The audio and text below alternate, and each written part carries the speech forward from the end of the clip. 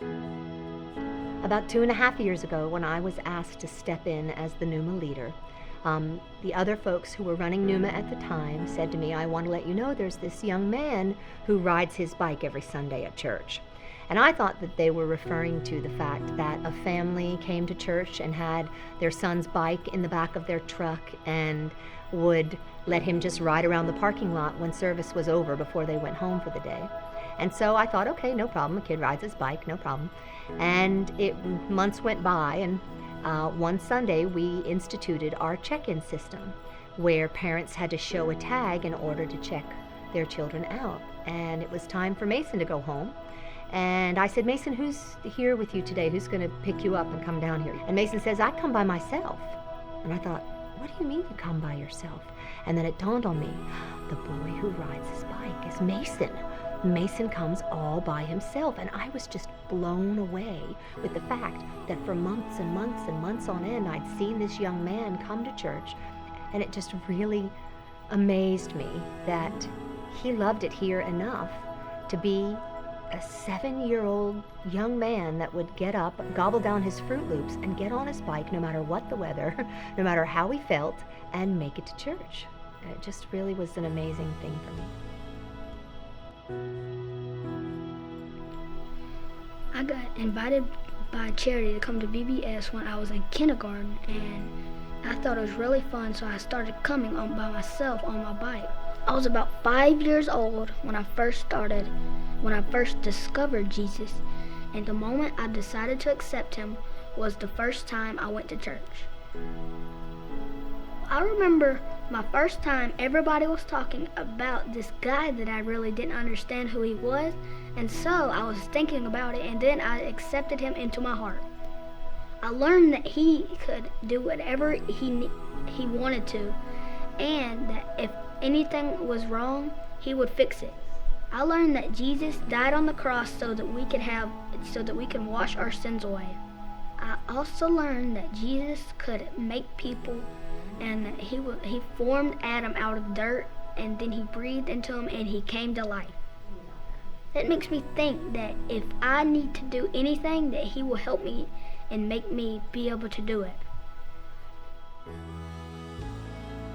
I get up, I put on my clothes, and then after that, I'll put on my shoes, I'll go outside and air up the tires on my bike and fix the brakes to where they work just right. After I've checked to make sure my bike is ready, I get on it and I ride to church. It's not that far because I just live right beside the cul-de-sac. People should come to church because everybody needs to get out of their beds and come to church so they can have a full day of worshiping God and having fun. I come to church because I want to praise, worship God every day, and I wish they could have church every day.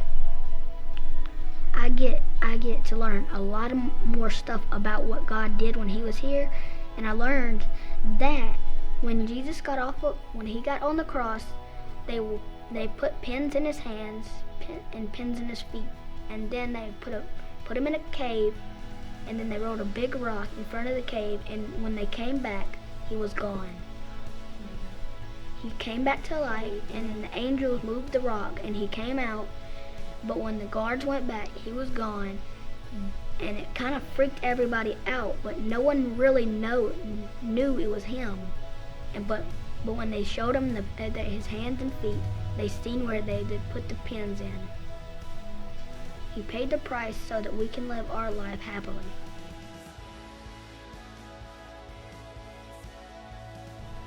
Mason is an incredibly smart, funny, thoughtful kid who is not afraid to talk about Christ, to share Jesus with other people, to acknowledge his faith. He's got tons of energy, tons of resolve. If Mason wants to do it, he's going to make it happen. How has Jesus changed your life? He's changed my life.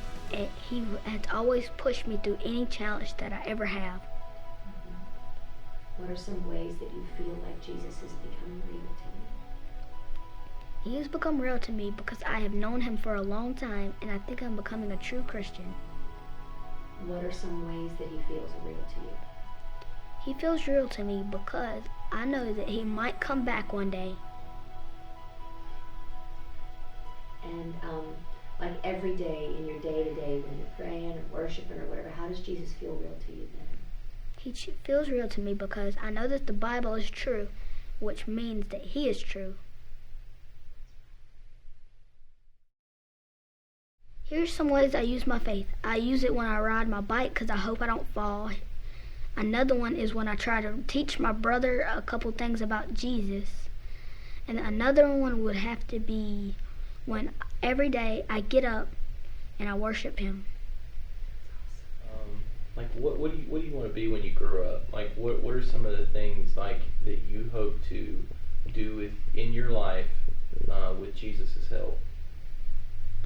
Well, I think I should become a pastor because I pray for a lot of people and I know a lot about God. What do you think pastors do?